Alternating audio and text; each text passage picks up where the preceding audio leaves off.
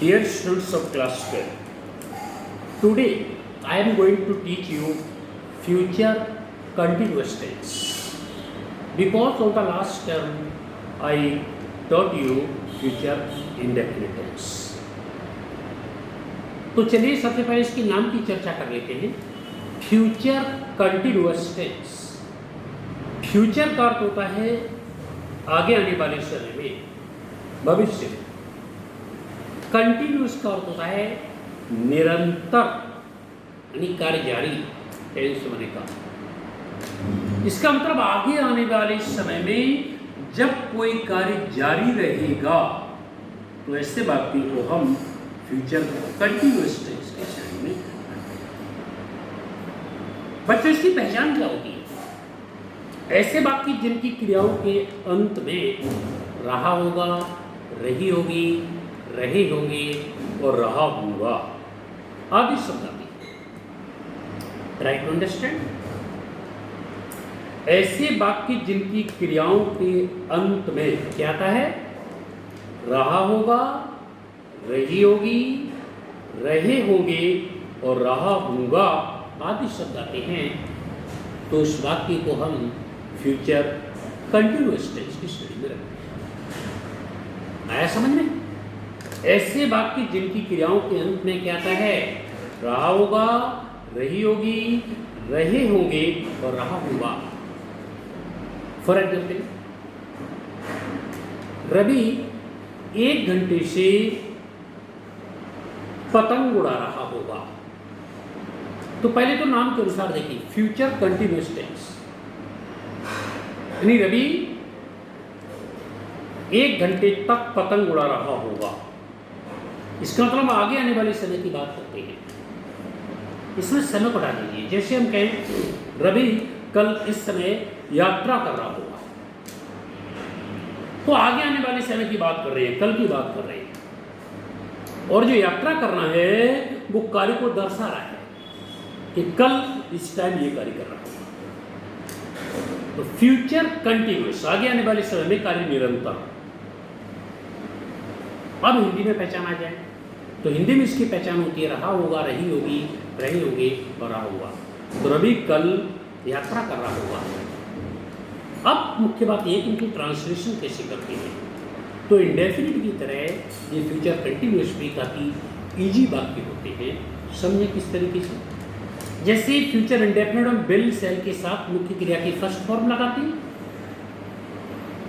जबकि future continuous में will be और शैल बी के साथ मुख्य क्रिया की फर्स्ट फॉर्म में आईएनजी का प्रयोग. आया समझ में बच्चों? फ्यूचर कंटिन्यूअस में क्या करते हैं? विल बी और शैल बी के साथ मुख्य क्रिया की फर्स्ट फॉर्म में आईएनजी का प्रयोग करते हैं. उसे फ्यूचर कंटिन्यूअस की श्रेणी में रखते हैं. अब उसी वाक्य पर आ जाइए. रवि कल यात्रा कर रहा होगा.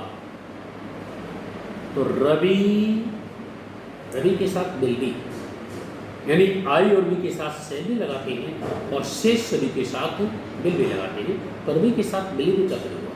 तो रवि विल बी ट्रैवलिंग, यात्रा करना की ट्रैवल होती है. तो Ravi will be travelling, Ravi यात्रा कर रहा होगा कल. कल तो Ravi will be travelling tomorrow. आया समझ बच्चों? अब आगे और एग्जाम्पल देखिए. मैं कल इस समय अपना प्रश्न पत्र हल कर रहा हूँगा. I shall have been solving, मैं हल कर रहा हूँगा. I shall have been solving अपना प्रश्न पत्र, माई क्वेश्चन पेपर, कल इस समय, at this time tomorrow. I shall have been solving my question paper at this time tomorrow. मैं कल इस समय अपना प्रश्न पत्र हल कर रहा हूँ.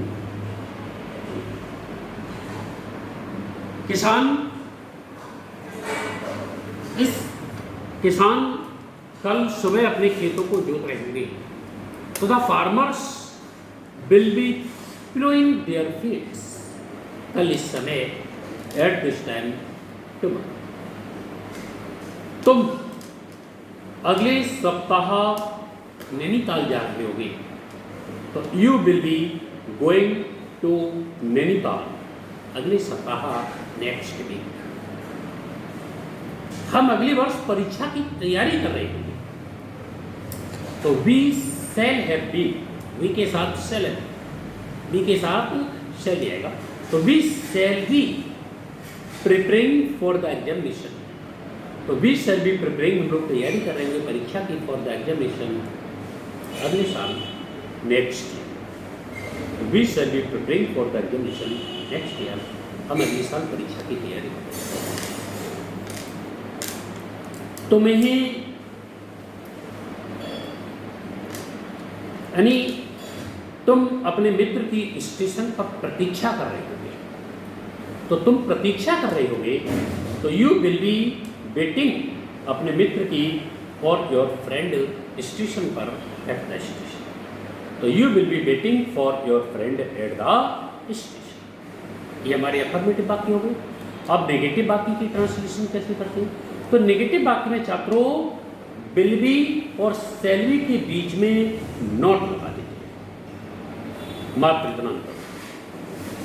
विल बी और शैल बी के बीच में क्या लगा देते हैं? नॉट लगा देते हैं। तो विल नॉट बी या शैल नॉट बी हो जाता है। ऐसे छात्र कक्षा में शोर नहीं मचा रहे होंगे, तो the students will not be making A noise in the class. The students will not be making A noise in the class. तुम एक उपन्यास नहीं पढ़ रहे होगे, तो you will not be reading, तुम नहीं पढ़ रहे होगे, you will not be reading एक उपन्यास, ए novel. You will not be reading A novel, तुम एक उपन्यास नहीं पढ़ रहे होगे। मैं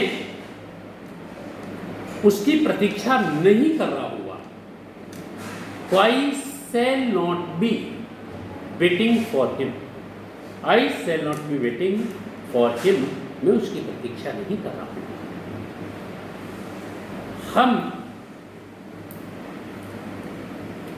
तुम्हारी मदद नहीं कर रहे होंगे, तो हम नहीं कर रहे होंगे, तो we shall not be helping you. धोबी नदी पर गंदे कपड़े साफ नहीं कर रहा होगा, तो the washerman will not be washing dirty clothes. The washerman will not be washing dirty clothes नदी पर ऑन द हिल। अब बच्चों में इंटेरोगेटिव वाक्य की बात करता हूँ। जो इंटेरोगेटिव वाक्य होते हैं वो दो प्रकार के होते हैं। एक तो वो होते हैं जो क्या से प्रारंभ होते हैं, और दूसरे इंटेरोगेटिव वाक्य वो होते हैं जिनकी मध्य में कोई प्रश्नवाचक शब्द। तो जब इंटेरोगेटिव वाक्य कैसे प्रारंभ होता है, तो विल और शैल का प्रयोग हम वाक्य के प्रारंभ में कर देते हैं, बी बीच में उसी स्थान पर रहता है। और जब इंटेरोगेटिव शब्द कोई बीच में आता है, तो इंटेरोगेटिव शब्द की अंग्रेजी पहले लाने के बाद हम विल या शैल लाते हैं, फिर कर्ता लाते हैं, फिर बी लाते हैं, फिर क्रिया और कर्ता। फॉर एग्जाम्पल, क्या बढ़ई एक कुर्सी बना रहा होगा, तो will the carpenter be, will पहले आ गया, क्या के लिए, तो विल द कारपेंटर बी बनाना की मेक, तो will the carpenter be making एक कुर्सी की a chair. Will the carpenter be making a chair, क्या बढ़ी एक कुर्सी बना रहा होगा।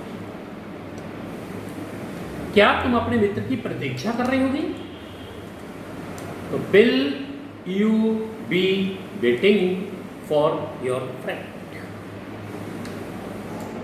क्या शिकारी जंगल में एक हिरन का पीछा कर रहा होगा, तो क्या पहले दिया है, तो will the hunter be chasing, पीछा करना की चीज होती है, तो will the hunter be chasing a deer, एक हिरन का जंगल में in the forest. Will the hunter be chasing a deer in the forest.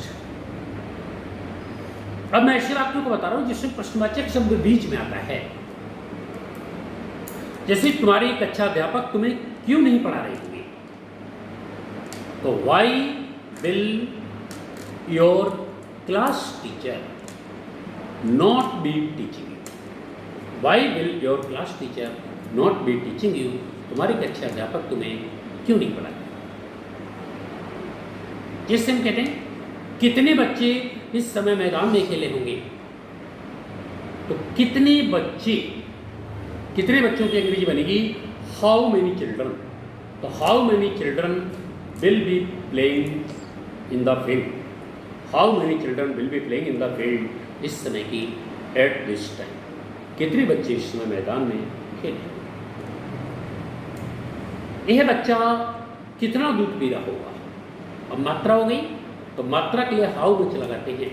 तो how much milk will this child B drinking, how much milk will this child B drinking, ये बच्चा कितना दूध पी रहा होगा।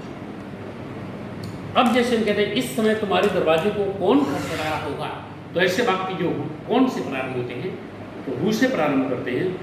Who will be knocking, knock के साथ हमेशा प्रीफिक्स नेट आता है, तो who will be knocking at your door, इस समय की एट दिस टाइम। तो फ्यूचर कंटिन्यूअस बच्चों बहुत ही सरल है।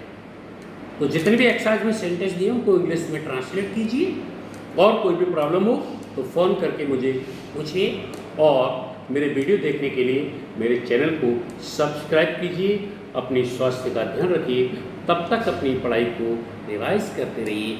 नेक्स्ट वीडियो में नेक्स्ट टेंस के साथ फिर मुलाकात होती है। Thank you.